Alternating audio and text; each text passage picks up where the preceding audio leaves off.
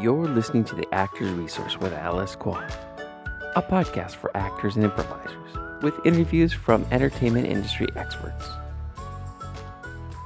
On today's episode of the Actors Resource podcast, we have part 2 of 2 with Rosie Cruz, the mover and shaker in the Bay Area acting and filmmaking community. She is a graduate of San Jose State University's Theater Arts program and has worked steadily as an actor in the Bay Area and LA markets. She continues to study with top Hollywood acting coaches to refine her craft. And her recent film and studio television highlights include A Normal Life, Oksana, and NBC's Trauma. She co-founded New Works West Theater Company in the San Francisco Bay Area, and she is the co-creator of Hush, the series, an award-winning internet series inspired by true events. Her new media credits include the Dyke Central Pilot, and for nearly 2 decades, she has developed a thriving event planning business. She's a true creative entrepreneur living in the Bay Area with her husband and 3 children. Welcome, Rosie! Thank you. Do you want to share how you started your journey as a content creator? So I've been producing a bunch of short films lately, but prior to that, one of my first things was producing what should have been a web series. But before that, I had a couple of ideas on web series that I started, and they just kind of flopped. You know, I used to be an event planner and a floral designer, and I thought, wouldn't it be great to do a web series? And this is more like you sit down and interview people, and they're like short newscaster type shows. They're really short. So I thought about, I could introduce the idea of like creating your own wedding and how to manage your own wedding and do everything yourself. Yeah. And I started that, and I was like, I don't know if I want to go that route. And then I thought, well, it'd be fun to do a web series and write it out and, put a bunch of my friends in it. Mm-hmm. And then the script was pretty bad. And it was because it was just divided by 3 people, and the idea of just filming it all in one day, the whole idea was just, it really didn't work. And people said the script was bad. So we walked away from that. And then I really thought about it. I go, I still want to do a web series. And this is when web series were just budding, starting. And leveling the playing field for all of us. And if you really wanted to do something and create a show, then, you could do it on the web. It costs nothing except for labor, right? Right. All those people still cost money. So I remember partnering up with a friend from a class, and she asked me, because she saw that I was doing these things, these little episodic sort of shows on my own. And she said, well, let's just do something together. Well, if we're going to do something, let's do something that's meaningful, and let's carve out something together that we can be proud of. And these were my ideas. And then she shared her ideas, and we meshed them together, and we brought on 2 other people. Well, we created Hush the series, but it wasn't Hush the series at the time. It was something else. And then when we brought on other people, it evolved. Mm-hmm. And then it became Hush the series. And we wrote out a whole set of episodes. Mm-hmm. And at the same time, we thought, well, let's just see if we could create a pilot out of all of these episodes. And that's what we went for. At the same time, we started hiring people. At the same time, we started fundraising, and it was a lot of things done simultaneously. So, wow. And you got it done. We got the pilot done. Yeah. And, it was a huge learning process. Mm-hmm. That's for sure. How to fundraise in different ways. We ended up doing a Kickstarter campaign that was successful, but, we learned about all the other crowdfunding campaigns and their strategies. We learned what to do, what not to do. Mm-hmm. And then, just the whole slew of different ways of fundraising. And then, we learned about writing, producing, editing, what works as an actor. There's so much that goes on, and for actors, I think it's really important to at least try and understand that. So if you're producing this, to step in a producer role for a little bit, the whole world of filmmaking and television making comes to life, and you understand so much more. Yeah. And it'll serve you as an artist in every way. What would you recommend for an actor that wants to follow in your footsteps in terms of creating their own content? And you went through some trial and error. What would you recommend their first step be? if they wanted to do something similar? I would suggest just writing an outline. Right, an outline for their idea.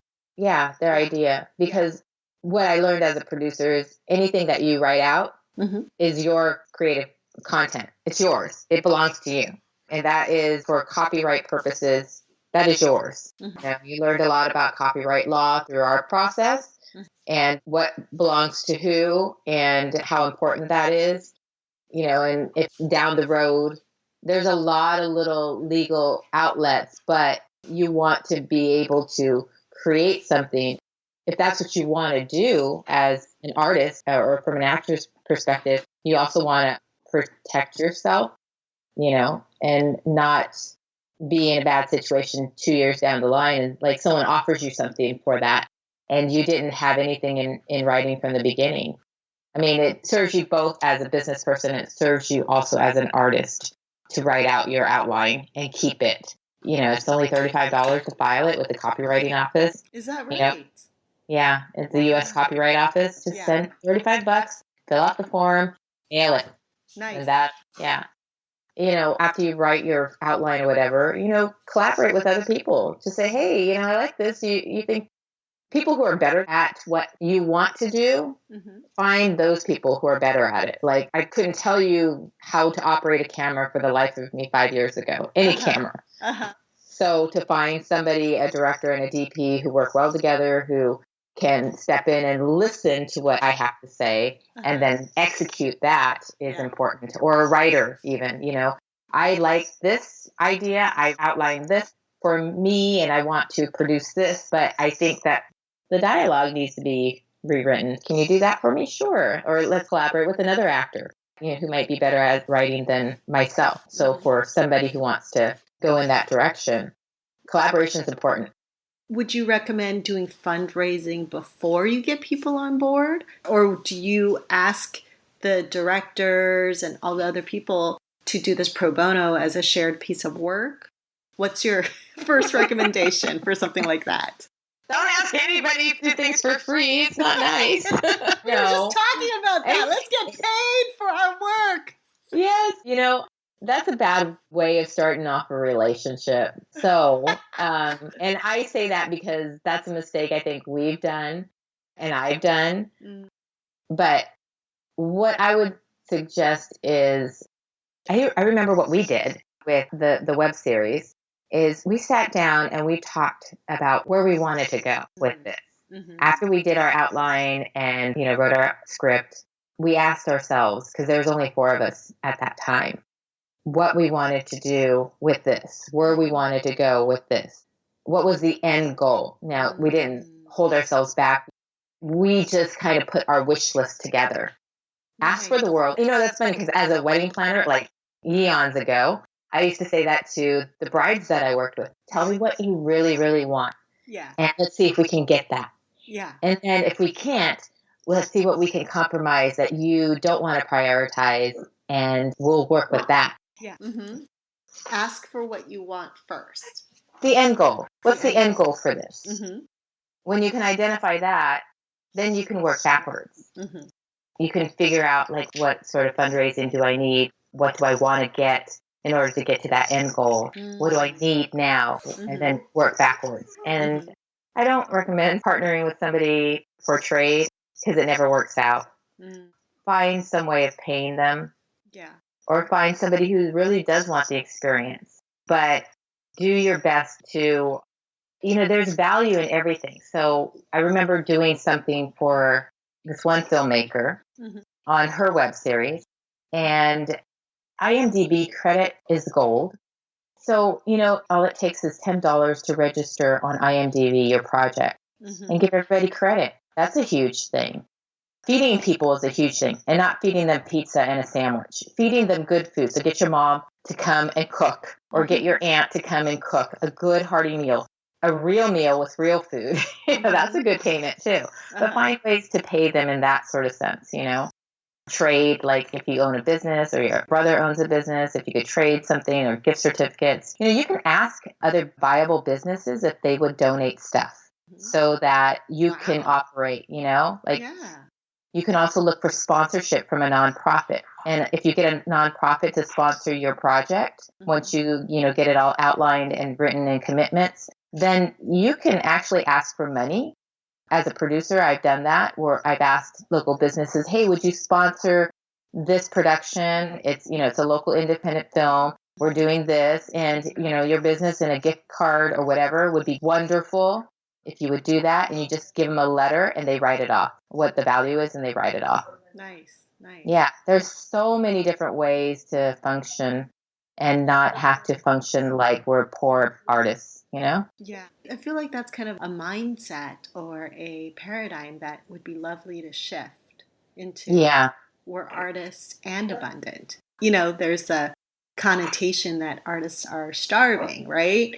Right. And that's prevalent, but it doesn't have to be true.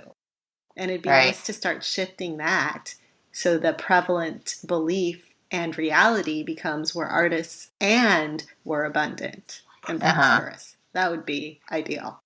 Yeah. I think once most artists start to shift, they will see a shift in how other people will perceive them, and and then that abundance will come back. Right. And I'm just talking idealistically because I'm still working on a lot of stuff myself. It is, and I'm going back to Tony Robbins. Tony Robbins talks about a 2-degree shift. But a 2-degree shift in the long run is a huge difference. But all you have to do is shift yourself 2 degrees now, and you'll be aligned with your end goal. Nice. So when you think about that, the 2 degrees is the hardest shift to make. And you're constantly working on that. I'm constantly working on that too. Because there are those beliefs in the back of your head, or that voice in the back of your head that'll tell you, don't do it, or you can't do it, or why are you doing that for? Right. Once you make the shift that you can, you will be so much further and on the right path. So yeah, it is a mindset. It is a mind change. And I stopped believing in being the poor artist long ago, Nice. But I'm wanting to apply that now. Yes. That's another thing. You consume all these things, like being in class, like for actors, you consume all these techniques and these different ways of working. Now it's time to apply them. Yeah. Because they help you to allow your artistic voice resonate. Yeah. Because I think that once all of us artists start to really believe and think in that way, like you're going to see a whole wave of different things happen for us up here. Yeah. And wherever they are. Yes, wherever. Because this podcast can apply to, anybody that's listening. Right now, I know that you're talking about the San Francisco Bay Area market because that's where you're located at this time. But this can happen anywhere. Yeah, you can do this anywhere. Yes. I don't know, last question. Should it be best advice from another actor or hardest, easiest accomplishment as an artist? Or can you kind of answer both at once? Oh, I know. It was the best advice at the time. Oh, no, now. At the time, it hit really hard. It was terrible. So I took, Jason Alexander gave this masterclass down in LA, and I saw it come across, what was that on? I was on some website, and it was advertised there. I'm pretty sure it was nowcasting.com. And I saw it go by. I go, no, really? So I'm just going to apply. I'm just going to stick my name in the hat and see if I even get in. So I did, and then I got this email that I was selected to be a part of this class, and I had 24 hours to register or something like that, something really short. And I was like, oh no, I need to make sure I could go, because it was a 6-week commitment. Ooh. And what I didn't know is that we had to rehearse and do all the stuff. And anyway, I was down there for day 1 or 2, and he said to me, he came up on stage. He worked with everybody personally. Like, he got on stage with them. He worked really hard. He did lines. He was a really, really great teacher. Mm-hmm. It was really hard. Mm.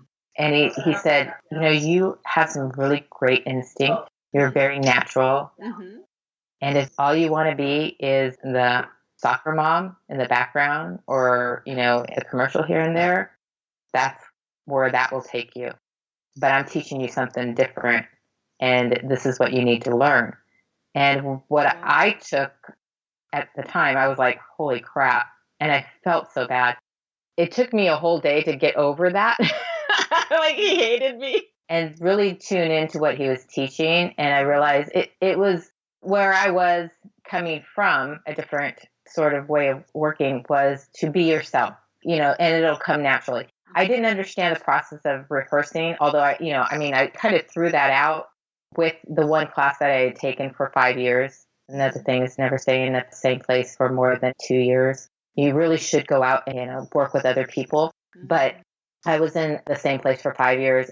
I was led to believe that I had to throw out everything I knew. The rehearsal process, everything that you learn from every class or teacher, whatever, everything applies. You just have to figure out what applies to you and how you work, right? He was trying to get that across, at the same time, make sure that what I was invested in there, that I got what he was giving. And I knew I wasn't tuned into that. I was just tuned into being me. And so even though that is enough to carry you through life, and it should be, to carry you through different types of lives, which is what you want to resonate, in a play or in a film script or in a TV script, that takes a lot. That takes every single experience you ever had from your past and everything you can imagine in your future. So there's a lot more to it. And I think that's what he was trying to communicate. And he said, just be open. I guess that was the best advice, but it didn't feel like it at the time. And you have to be open, and you have to put down your ego. And your ego is, and I don't mean it in a bad way, your ego is a servant to you, but it's not what we think it is. And it comes up in different ways. And so I think he was just trying to communicate, to be open, to learn, to be expressive, and to allow what every teacher brings to you something in your wheelhouse, to put in your wheelhouse to utilize. I might have been closed to that, but it was, now I look back on it, it was a great experience, and especially to work with him. I'd really like to work with him again. Yeah. I know he's really busy, but there's still a possibility he might. Hopefully he'll come up teaching. Oh my God. I know, it was like the biggest talk in LA, from what I understand. Everybody was like, what is he doing? And he only took 16 people. Wow. So it was a pretty amazing experience. Yeah. I felt like I abandoned my kids just to go. I didn't, but it was pretty cool. And that was from one actor to another, Yeah. And he was speaking as an actor. He wasn't, just speaking as a teacher. He was just trying to tell me how to open myself up. And not in a negative way. not in the way that it kind of sounded like. But yeah. What was the other one? The worst experience? Hardest or easiest accomplishment as an artist? You know what is funny? The easiest accomplishment was getting people up here. Like getting all those great teachers to come up. For your San Francisco Actors Conference? Yeah. Yes. What I learned is everybody wants to work. Everybody wants to get people to work. Everybody wants to help each other. Right. I learned that really fast. And just to explain for people who don't know what this SF Actors Conference is / was, can you explain what it is real quick? It is a traditional conference, but targeted towards performers, and it provided resources for the business. So we had a lot of different speakers come up and talk about what they do and how to utilize what they do into your business. Because as an actor, you're a business person at the same time, right? So you have to treat it like you're an entrepreneur. So we had Bonnie Gillespie come up and talk about the business. We had Ryan Glasgow, who's a talent manager, come up and talk about, your own creative content.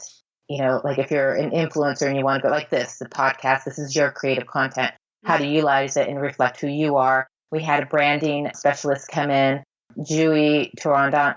She's actually in Oakland, and she specializes in actors and help branding them. So she came up and she gave a seminar.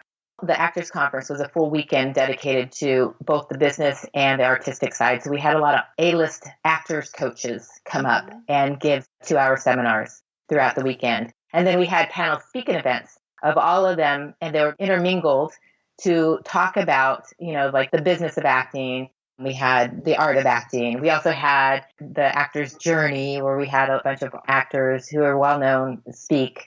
That was a really beautiful speaking event. We had a social media strategist. We had a panel of 6 that talked about influencers and how to utilize your social media best. And that was really interesting. I think that was one of my favorites because it really did enlighten me on how to utilize, when to utilize, and a couple of different strategies to use. It was really great. And just a bunch of stuff, so it really was about the professional actor, or if you wanted to be a professional actor. So anyway, going back to your question, that was the easiest, is to get these professionals to come in and provide, resources, techniques, provide information, outlets. It was great. It was great energy. And then to bring in the community, that was the hard part. So the easiest and hardest are within the same umbrella. Yes, to communicate that something like this could be available for you. Yeah. I don't know how you found out about it, but I mean, there are people that I knew it took months to convince them this is going to be great. Even my core team that was helping me to create it, they're like, you know what? I really didn't understand the whole thing until you put it on paper. Yeah. I thought, okay, so maybe a lot of this was in my head and imagination. I just had to put it down and draw it out, literally. I think the first Star Wars was similar, right? I think it was George Lucas, and I think it was the same idea where he had the vision for Star Wars, and everybody else involved didn't really get it until it was shown, Oh my gosh. Yeah, so similar. So you are in good company. That's funny. Yeah. Yeah, that was the hardest part, is to tell people, potential attendees, that this would be an amazing event and an amazing experience, that they would gather so much more than if they were to go out and, go back and forth, commute. So what I had done is, I think that whole weekend was my whole 2-decade experience compacted in a weekend. Like everything great that I've ever done or who I ever got to work with. Not everybody. I'll bring those up later. But I could, as much as I could compact in 2.5 days, I did. That's what I tried to do. And hopefully it was felt, from what I, like the feedback I got, it was a good weekend. It's a huge accomplishment. Yeah. Oh, thank you. Yes. I think it opened the door for some people who wouldn't have gone to a regular class, also to find a new source of like a new teacher, because there's not a whole lot up here. I mean, there is some good stuff, but you have to really network to find the good stuff. That could be with any business, but you really have to dig and dig and dig. Yeah. So. Okay, and our time is pretty much up. Is there anything coming up that you'd like to share with the listeners? Well, so we do have a new studio space. It's located in San Bruno, and I wanted to create a space where actors can actually work. Yes. And not only just attend workshops, because we do have workshops there on a regular basis. What kind of workshops? We have acting workshops that come up every weekend. We have Ryan Glasgow coming up. We have a regular class with the Actor's Instinct that's coming up. It's a hybrid class. It's like a workshop/class, 2 weekends in a row. We have Kirk Baltz, who's an amazing actor. Anybody seen Reservoir Dogs? He's the guy who gets his ear cut off in Reservoir Dogs. He's an amazing teacher. He's coming up. Are all these workshops for acting, or are they? These are specifically for acting. And then throughout the week, if you look at our calendar, if you go to theactorsconference.com, we have a life coach coming in that's specifically tailored for actors. We have an abstract artist coming in where you can come and create your own visual art. We also have Matthew Berry, who has a regular class. He comes up on Tuesdays.